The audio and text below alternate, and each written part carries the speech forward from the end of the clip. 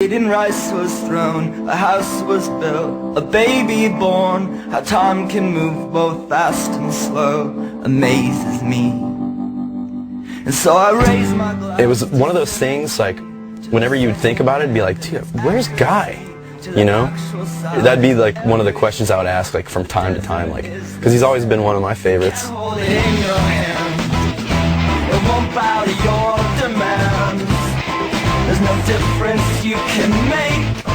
There's no difference you can make. And if it seems like an accident, a collage of senselessness, you weren't looking hard enough. I wasn't looking hard enough. Hey.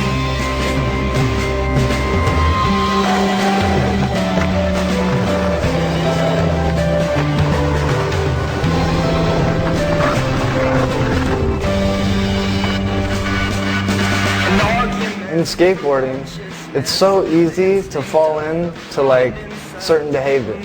I let it go from a slump to just not trying to skate at all, and I was just partying, man.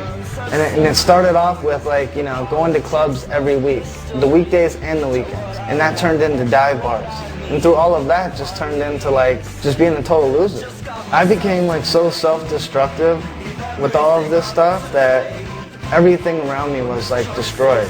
My relationship with Rick and Megan, my relationship with my girlfriend, everything was like on by like a little thread, and my life was on the line. I would be like downtown on like Skid Row to like get drugs and alcohol, but I still felt like, you know, I'm Guy Mariano, like professional skateboarder, and I still like viewed myself as like something special. And that's how delusional I was. When all that's said and done and you're not a professional skateboarder anymore, it's like you're almost left just like empty-handed. It was almost to the point, it's like I didn't really care if I died or not.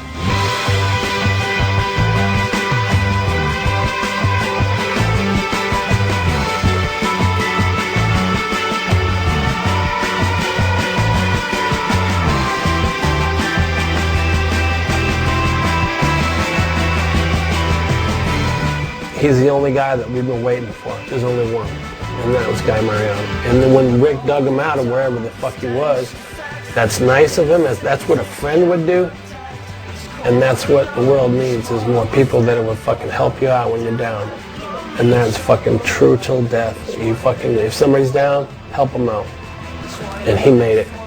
Addiction is a powerful thing, and a lot of people die from it, you know, and for him to have that opportunity again is really special.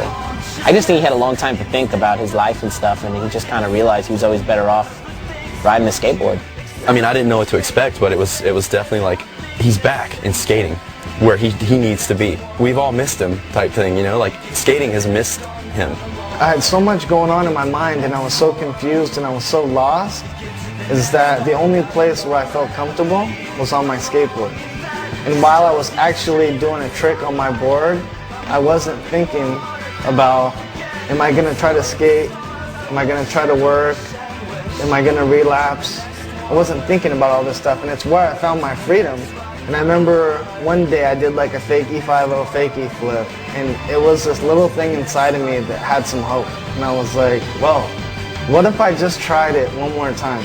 Word started to get out, like, hey, Guy's skating again. I think he even started having, you know, some photos started coming out. And when that happened, Rick said, you know, what do you think? Should we try to do something good, like work towards him getting a shoe? He offered it to me, and he said, look, like, we're just finishing this video, Fully Flirt. And he's like, all you'd have to do is, like, you know, go out and get a couple of clips. And I was like, dude, this is right up my alley. And it's a good excuse that why I don't have a full part is because I just got on the team, and I'll have a couple of clips in it. You know, he had a pretty bumpy road, and once he got off that bumpy road, skateboarding was there for him, you know? I said, hey, I'm not putting this video out until you have a part. The conversation went quiet for a little bit. Like, I was probably like looking out the window like, dude, this dude's crazy.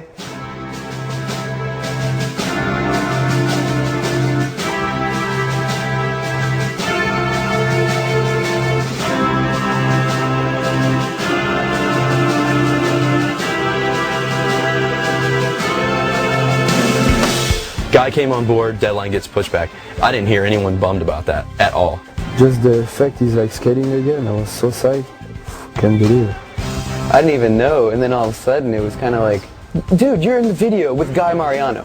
You're gonna be in the best video ever. You know, he was nervous. He had his inhibitions about, like, could he do it? You know, I don't think he thought he could do it at that point yet. I didn't want to let Rick down. I didn't want to let Lakai down. My whole thing is I just didn't want to let anybody down. He was a natural, there's no question about that, and I thought he just had the ability to step back on his board and get it done, you know? What was going to be difficult is because in my younger days of skating, it came more naturally. And then at this point now, I knew that I was going to have to work a lot harder to achieve that. To me, he looked good right away. He might not